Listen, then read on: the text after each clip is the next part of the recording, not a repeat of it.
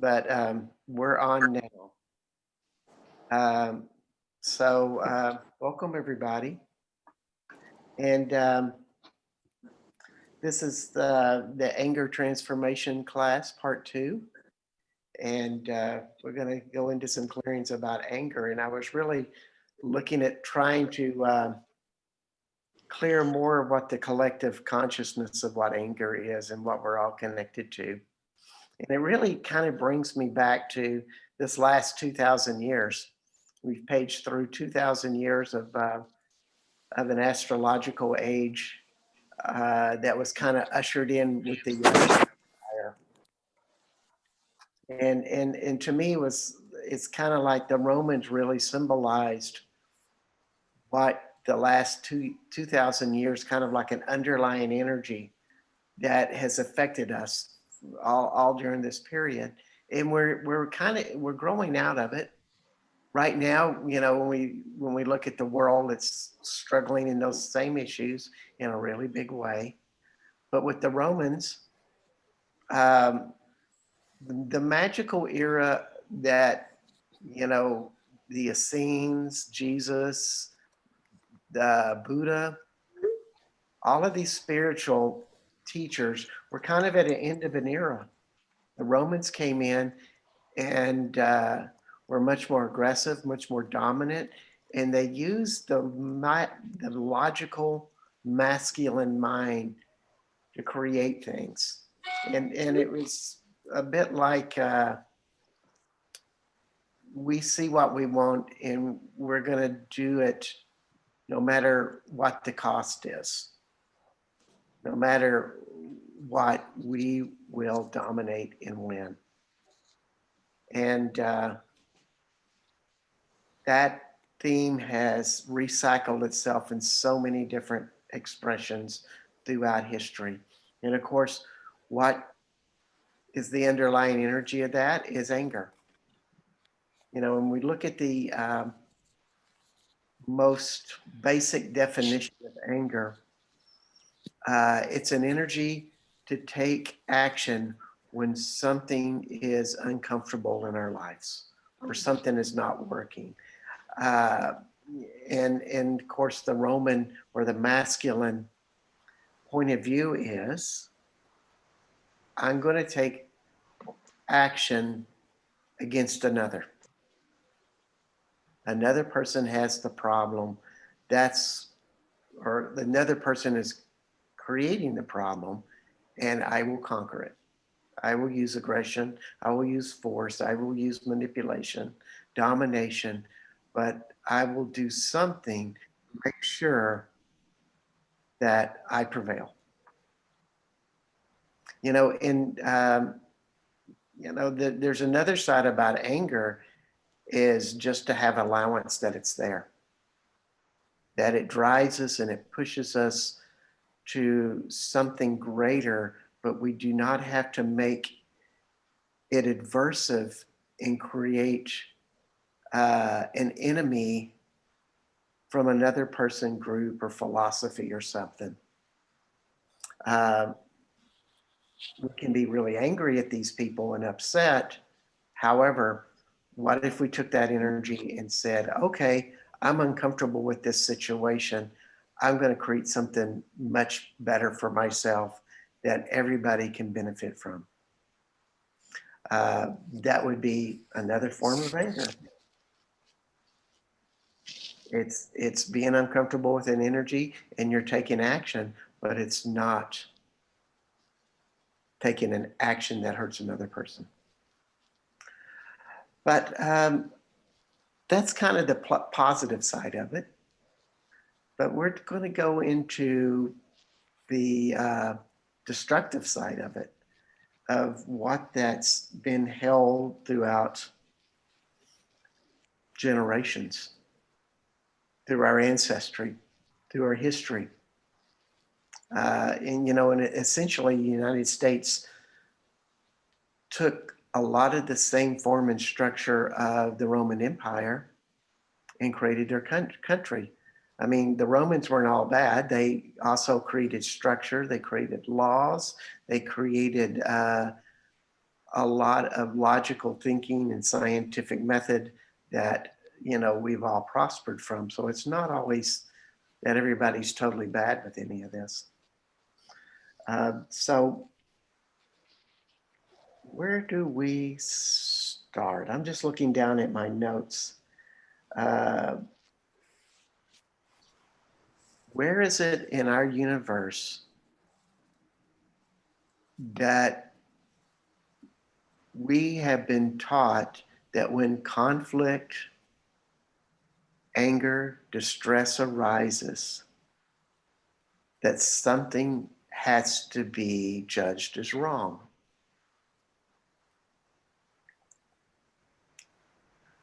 Uh, and that wrongness has to be defeated, uh, dominated, overtaken, aggressed upon. And of course, that's how, people have done it for centuries. But I think we're in a new era. And I think we need to start breaking this down in our own lives. So, where is it that in you that you see a conflict and you make other people wrong? And looking at yourself, does that aggression create a place inside of you that you become the victim? That I have to, that I am unsafe, I am going to get hurt. So, how much of that polarity is there that in my victimization and fear of being hurt, fear that I am not safe, I have to fight? How much is that fear I'm not safe a lie? In other words, you're going to be okay all through this. So, everything that creates is a conflict. How much is this held in your whole family structure? And I call it a family constellation. Um, this is a term from the constellation therapy work, but energetically, it really reads it's kind of like a pattern that goes back in our lineage, that family constellations, or that word encapsulates that energy. So, where in our family constellations have we confronted wrongness in the fear that we're going to get hurt? If there's a wrongness in the world, it's going to come and hurt us.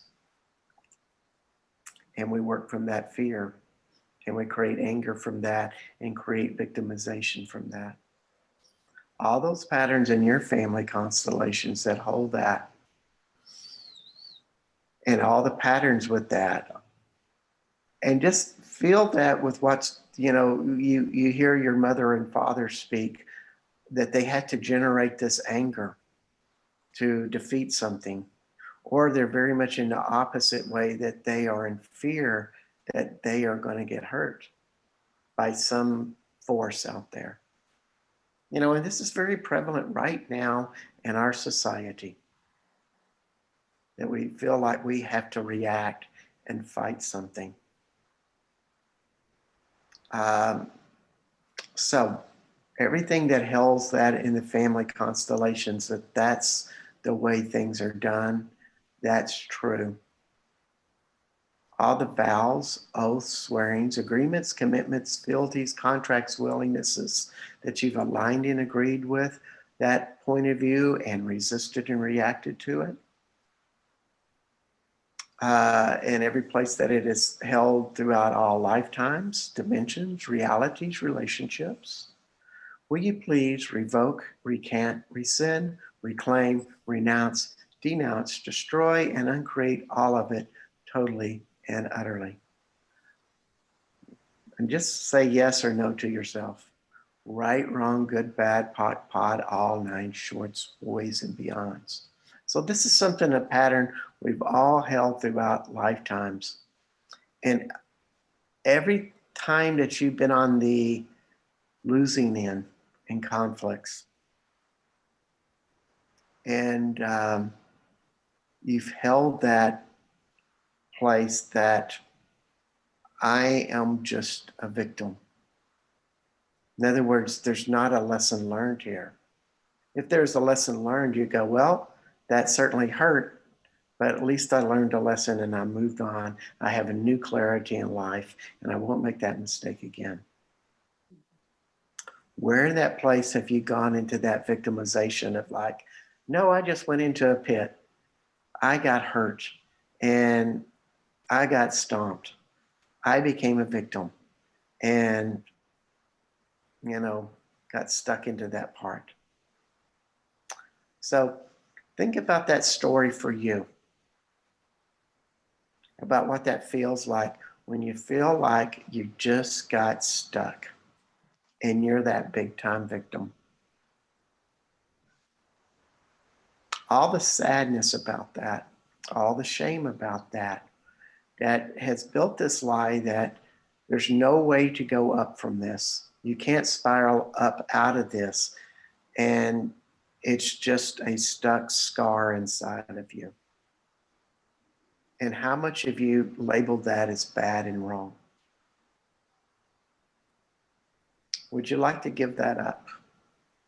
Because that's what holds it in place. It's like there's a wrongness here that I can't resolve. And it's a judgment. So think about that judgment that, you know, this is just too painful to look at. It hurts.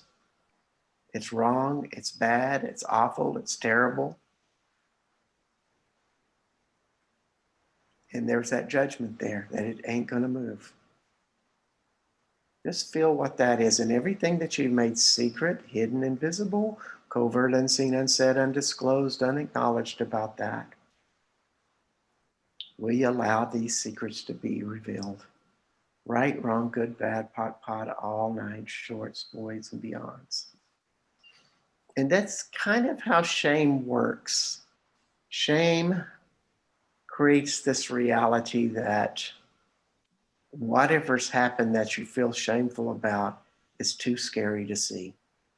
It's too awful to see. You know, it can't be moved. It creates a lot of falseness in our reality. So just feel what that pit is for you, of that feeling that this is too scary. It's too awful. All of that failure, all of that hurt, all of that emptiness that shame is. Can you get really and feel it? You know, I feel it a lot really deep down in people's intestines, a lot on the right side. But you know, you may be feeling it someplace else, which is great.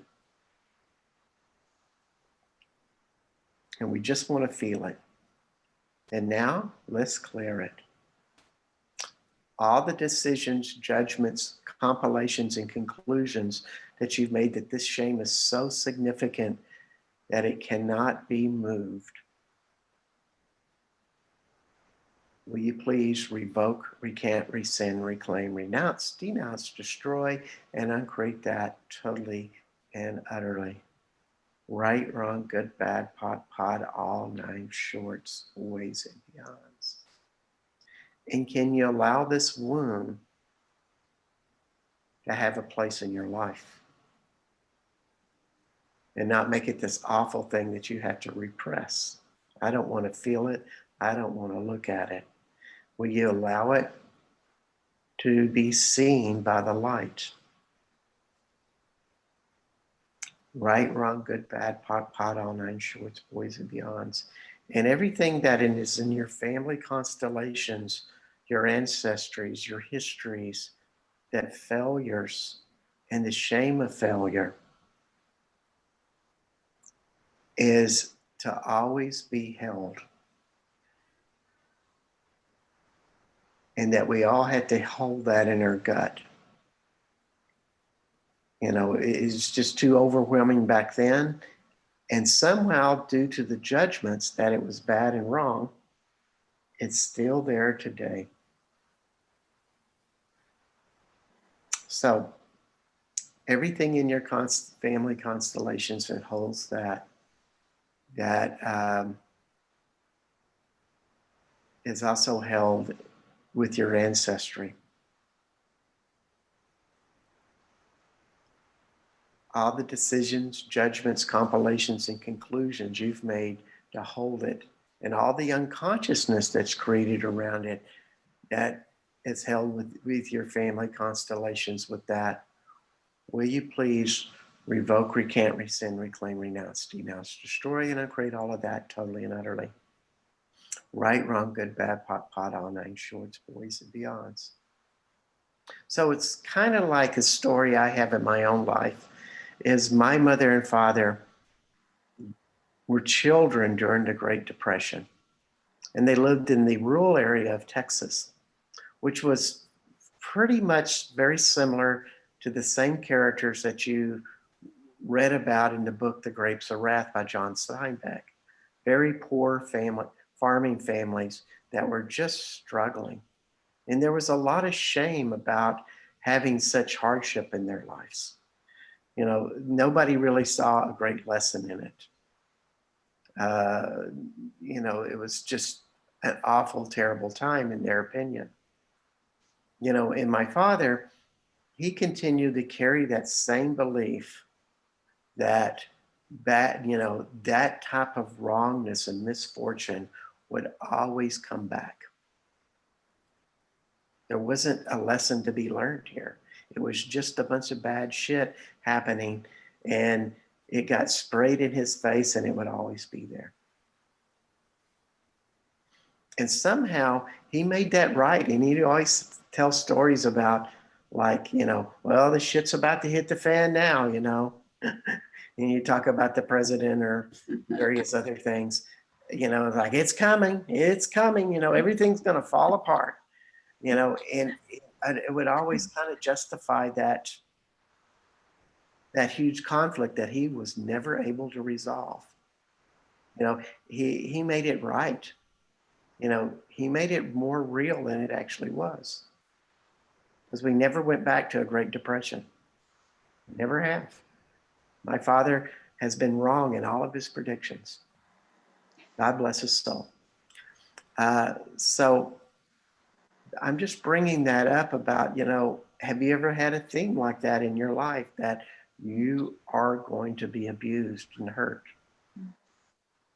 And that, you know, bad tiding is going to come in your life. I'm alone. I'm ostracized. I'm different. I don't fit in. I just have that place there. So everything that's within you, how much anger is around it? How much is there a duality there of shame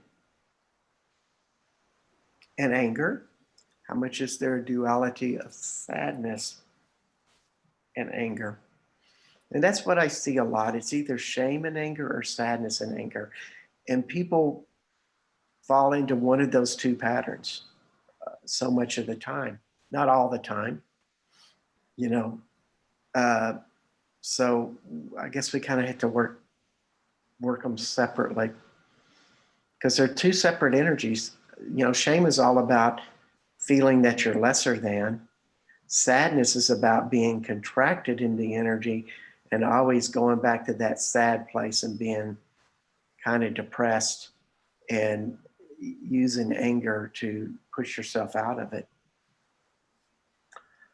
So, and shame can have a lot of different qualities. Shame can be very aggressive. A lot of people who are highly shamed are some of the most aggressive and uncaring are brutal. That's the better word instead of uncaring. People in the world, they can't see how they hurt other people. And how many of us have a brutal side inside of us? We may not ever express it, but we have that type of anger that could do something very hurtful to somebody. I know I do, because I'm a very shame-based person. And that shame hardly ever comes out in that expression, you know. But, I've had to deal with it. And the most important thing is, if you feel like you fit in that category, that a part of your inner world that you don't show has a very brutal side, uh, it's only natural. It's only natural to have that type of anger if you are a shame-based person. It's just a division. Some people feel like they can go out and express it and hurt other people with it. Other people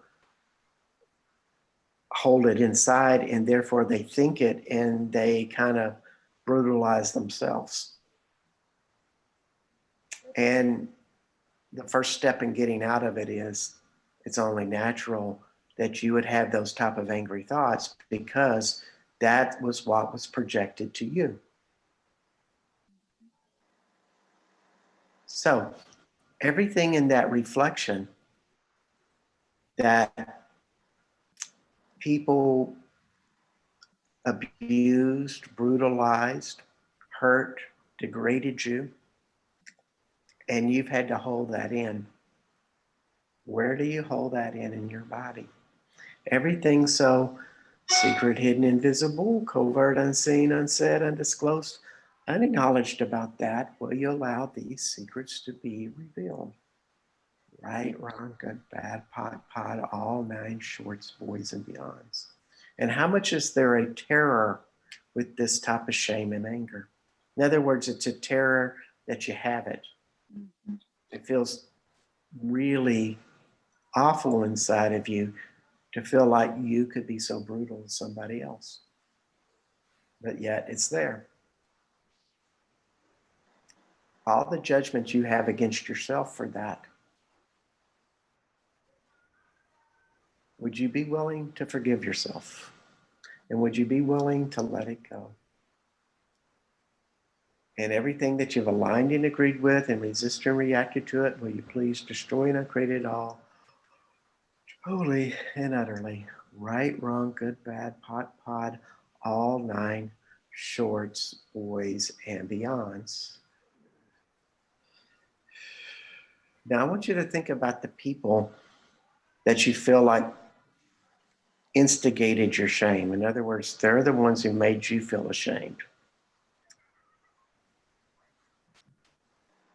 And how many people, you may have your family members, but also think about other people that perpetuated this during your childhood, during your teenage years, intimate partners, friendships, adult life. Everything that you've held back with that you hold resentments towards them, that powers up your shame. All the energetic lines that are connecting you to all of these people, and all of these people to you through these shame and resentments, and all the shadow lines, shadow systems, shadow structures, and positive, negative ions, free radicals that hold all of these energetic places, connections in place. And for some of you, like, it's hundreds of energetic lines connected out to these people that's very much in your past and maybe in your present. Will you be willing to destroy and uncreate that totally and utterly? Right, wrong, good, bad, pot, all nine shorts, boys, and beyonds.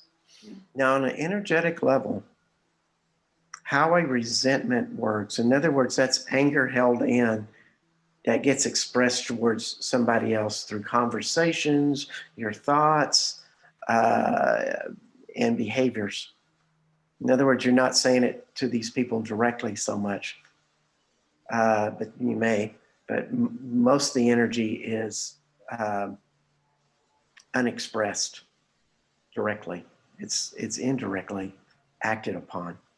So you take a resentment and you think bad things about a person, and it goes out to them and it hits and attacks them. Now, that person, if they have the same type of attitude or similar, usually it's different, they will have their own resentments towards you and they'll send it back to you. And then you take that energy and that response and send it back to them. And then you start to have a game of ping pong of resentments and stuff.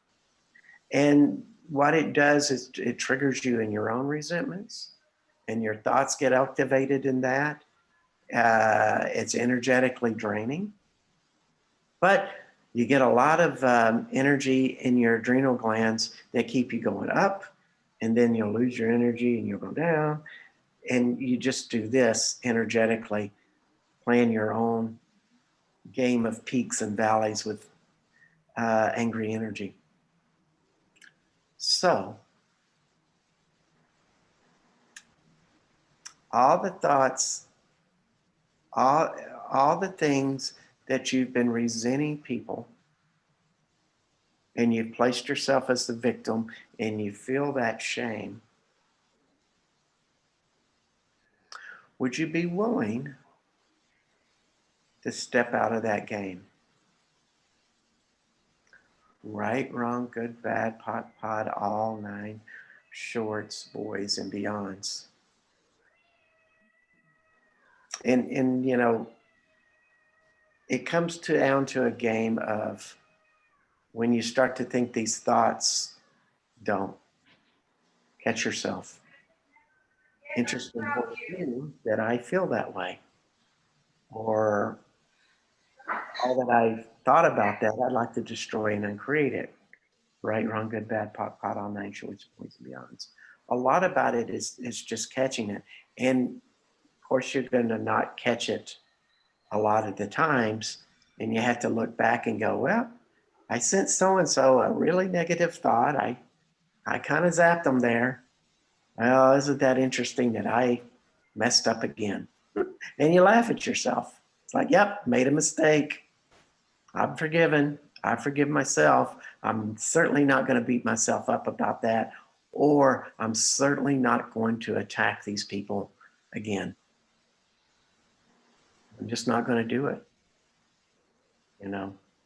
And we see that so much in our society right now, people attacking other people. You know, we got the social media to be able to do it safely. They can't come to our door and beat us up because they're, 3 states away, and we go attack them.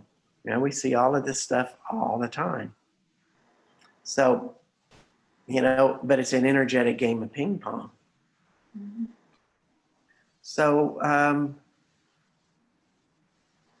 would you be willing to allow those people that you're playing ping pong to have their own right to be mad at you, and let them have it with your total blessing?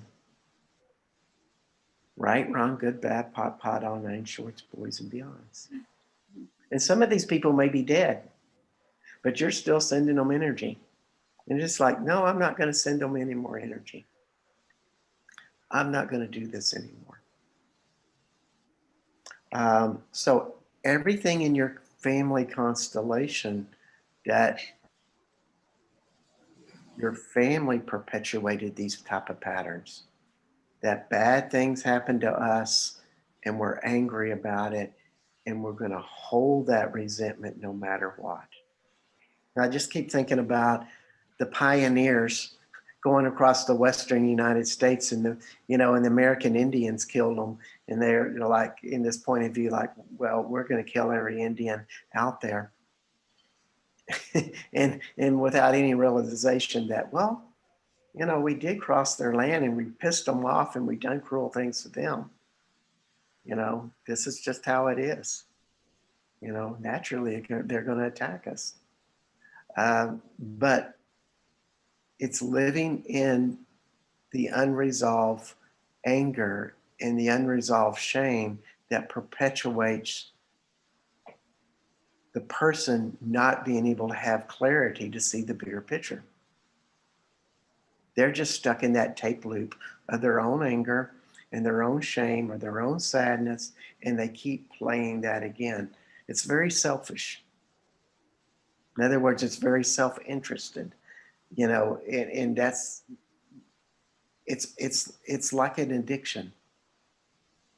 When you take it down to its bare bones, it's an energetic addiction where we get charged by the energy, we get charged by these resentments, we make it right that by God they did us wrong, and we're going to just hold that energy to the day I die. In a more conscious way to do it is like, what was my part in it? How did I contribute to this? If I learn my part, I'm going to get some great freedom from it. Sorry. And maybe I will be able to break free of this. I'll have freedom. So everything that's been held in your family constellations, that you have to have that. And it all starts with the judgment. So everything that holds that judgment in place, that, I have to stay right there.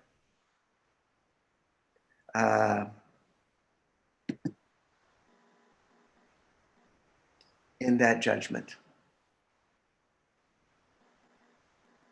All of those judgments, holding that in place. And we're just really trained to judge. We got to make things right and wrong instead of, well, let's just look at it and see for what it, and be curious about it. They have a point of view, they have a right to it. We have a point of view. Let's try to understand both. Instead of like when you start to judge and say, no, they're wrong, you suddenly can't see who that person actually is truly. So all of those stuck points of view like that are held in judgments that are in your family constellations, will you please revoke, recant, rescind, reclaim, renounce, denounce, destroy it, and create that totally and utterly. Right, wrong, good, bad, pot, all nine shorts, boys, and beyonds.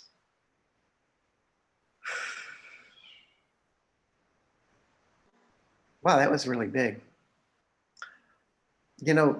The difference between a family constellation and our ancestors is our ancestors are, in my opinion or interpretation, our relatives, the spirits of our relatives, and they've ascended. In other words, they are in their higher self and they are with us. So I asked this question.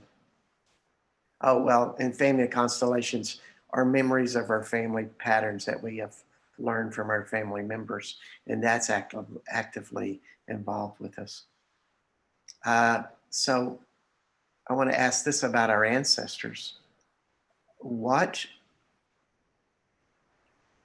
are the great powers that our ancestors have to provide for us? You may be Polish or American Indian or Irish, and you had this ancestry of these people that are really strong. And even though they had problems and they had their frailties and they made mistakes, they also had this other side that had strength.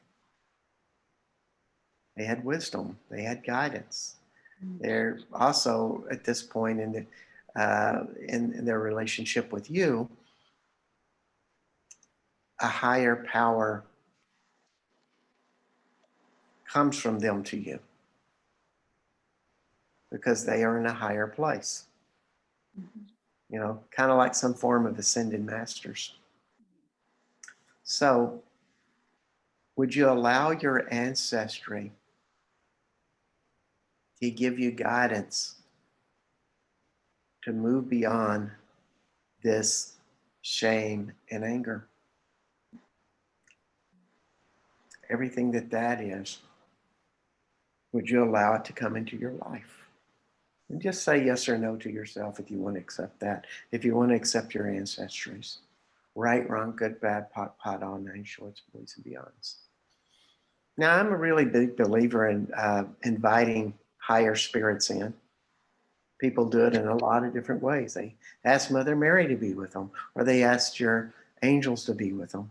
And another part of that is to ask your ancestors to be with you. Just another power that you can access. So, everything that we've aligned and agreed with and resisted and reacted to, the shame and anger, would you be willing to let all of that go? Right, wrong, good, bad, pot, all nine shorts, boys, and beyonds. And all the dualities that we hold with that of acting in anger and avoiding shame. All the double binds and double binding systems holding that in place. Will you pock and pod the ends, pock and pod the middle ground, and destroy and uncreate them all totally and utterly?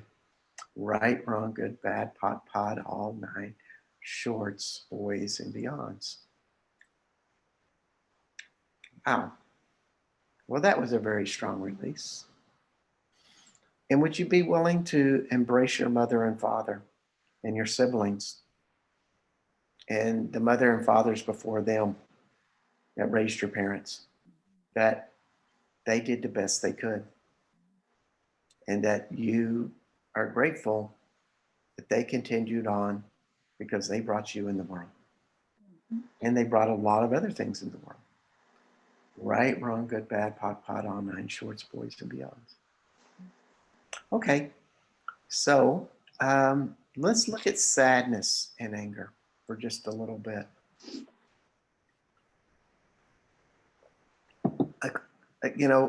A quite different energy. Because sadness, when we look at it, it's a low spot in life. It's a place that we've contracted.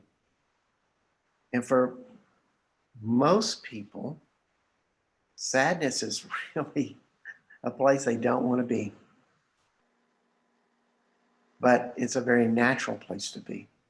And in fact, the cycle of life always has sadness in it. It's very natural to go down and then go up. And we do this biologically all the time. This week seems to be a really sad cycle for the entire world. And astrologically, we saw that, or the astrologers have talked about that. So when we go into our sad cycle, don't resist it.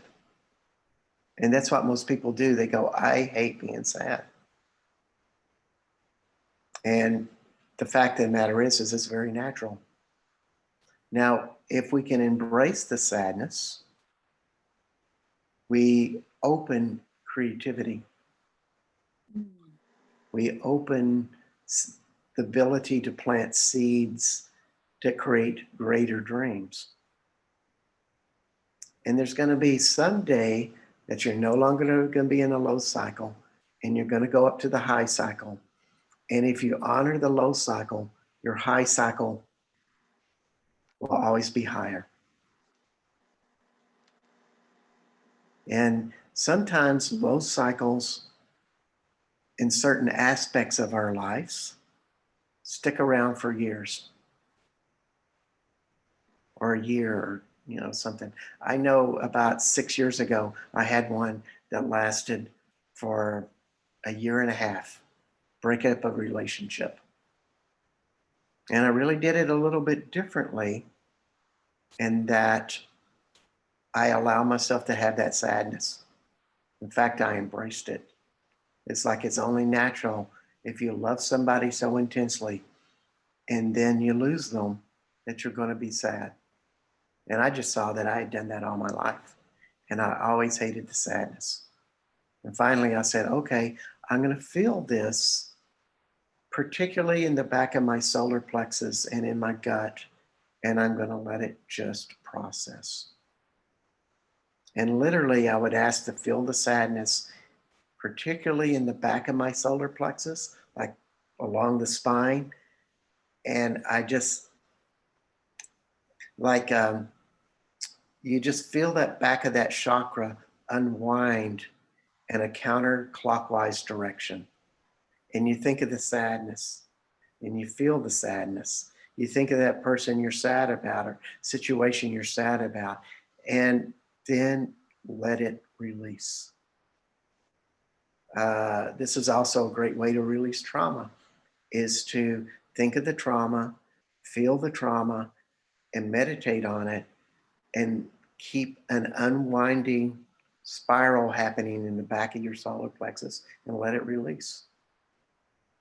And it really helps move that. But how many judgments do you have about your sadness? That it's awful, that it's terrible, that in some way you're a victim to have it. And that's, boy, when I brought up victim to have it, and it's like I feel in that, I falling into that place that you feel like you're the victim with it. All of a sudden, my body gets really heavy and gloppy. Okay, so how much does that create this great justification for you to be a lesser human being? That you got struck with this, you got hurt, you were degraded, you were left behind, and it makes you feel like a lesser human being, like no one's there for you. Now, that's sadness, but what's the reaction with the sadness is an anxiety. Uh, so, how much duality that you fall into that sadness and you have anxiety about it? That would be fear. All the double binds and double binding systems holding those dualities in place. Will you pock and pod the ends, pock and pod the middle ground, to destroy and uncreate them all, totally and utterly. Right, wrong, good, bad, pot, pod, all nine shorts, boys, and beyonds.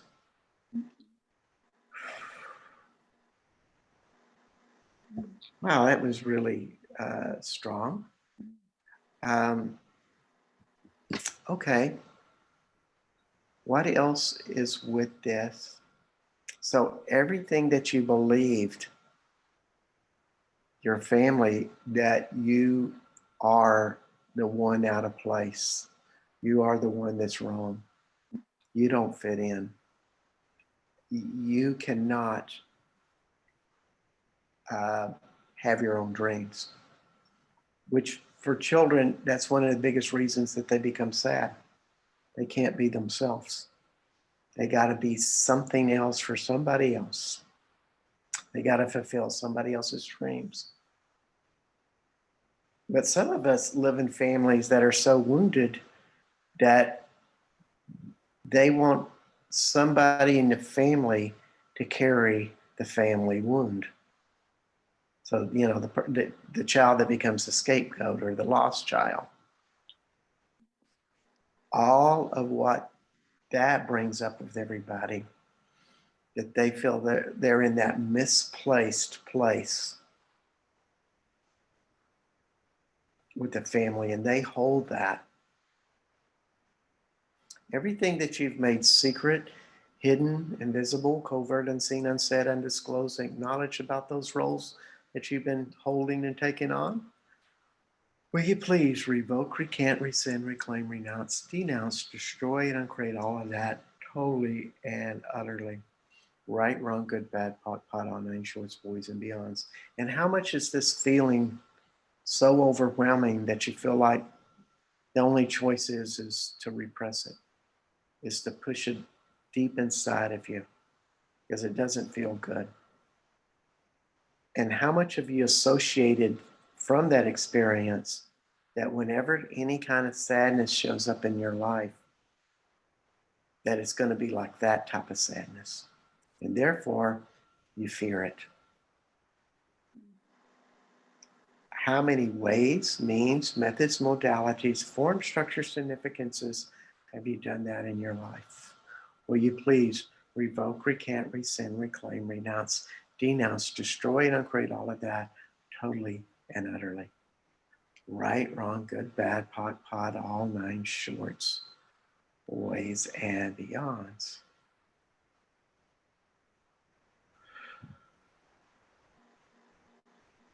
Would you give up that role? Would you give up that fear that you're going to be back into that place again, alone, disconnected from those you want to love and create love with, or you're dependent upon to get things from, to have love from? Would you be willing to claim on and acknowledge that that's your past and it's not your present? Everything that is, right, wrong, good, bad, pot, all nine shorts, boys, and beyonds. So all that you've held that sadness in place and repressed it, and more importantly, created some sort of dishonor with it.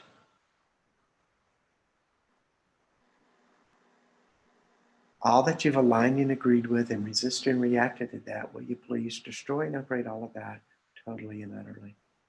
Right, wrong, good, bad, pot, all nine shorts, boys, and beyonds. And would you be willing to no longer be in resistance to your sadness? No matter how big it is, you can handle it. You can let it process through you. You can hold that type of sadness. And all the lies that you bought, that there's something that you did wrong in those relationships, because that's usually what tricks us up, is we believe that we did something wrong. Mm. And we are not willing to forgive ourselves. And if you're 2 years old or you're 54, it still creates the same type of blindness in our lives. So everything that you bought that you're ashamed of that wrongness, that you've said that I did something wrong, otherwise this would not have happened. As a 2-year-old, we don't understand any of that. We just blame ourselves. When somebody else is unhappy, we look at ourselves and say, well, what's wrong with me that they're not happy in my presence? That's just natural for a kid to think that. And it's just a misfortune, but that's just how it works. So everything that you've held that type of wrongness in your life, and you've held it down because you didn't have an answer for it. So would you be willing to claim on and acknowledge you no longer have to have an answer? You can just let it go. Right, wrong, good, bad, pot, all nine shorts, boys, and beyonds. Now, I always like to call these types of limitations, if they're really a big limitation that we have created our life from, and we go into that limitation again and again and again, and it's this huge lesson for us. It also has a huge strength for us. We draw so much of our power from it, but we continually draw the power in such an adverse way. It's not comfortable. It's not pleasant. I call this, there's a term I like to use, and it's called the sacred wound. It's one of our great life lessons. And so if you come across today, like whatever was brought up in this hour, thinking, damn, that just hit me right between the four eyes, which I'm always trying to do that. I'm always feeling the people in the group and going, well, what's their deepest limitations? And they start showing up, and they start showing up in my body, and I create clearings from them. But if you are hit in between the eyes with an issue and it really feels profound, it's your sacred wound. And it's something I recommend you embrace, you forgive, you allow it, you question it. In other words, you question it with curiosity of like, what can I learn from you? What am I holding against you that keeps you so repressed? What kind of anger do I have in relation to you? What kind of anger did I learn from my family and in my family constellations that has perpetuated this? You know, our curiosity to explore it that way and forgive ourselves is super crucial. So, you know, to be a human is to be in limitations, to have limitations. You know, our body's very limited. And, you know, to me, we were brought on this planet to learn these type of lessons. And right now, we are in prime time to move through them. No matter what is happening in your world, you know, and how weird it looks in this time history, these are great lessons, and we are moving forward in a great way. I see that, I feel that intensely, and you know, it keeps me working on this path of like, we can all change this. Change it in yourselves. And I really thank everybody for coming, and I apologize for the lateness of this meeting. That was my fault. But I'm glad that y'all stuck around and were patient and stayed with this. So thank you so much. I'll put this up on Facebook, and of course I'll make a YouTube video out of it very soon. Thank you. Thank you. Thank you. Thanks so much. Thank you. Thank you. Thanks a lot, Bart. Thank you. Y'all have a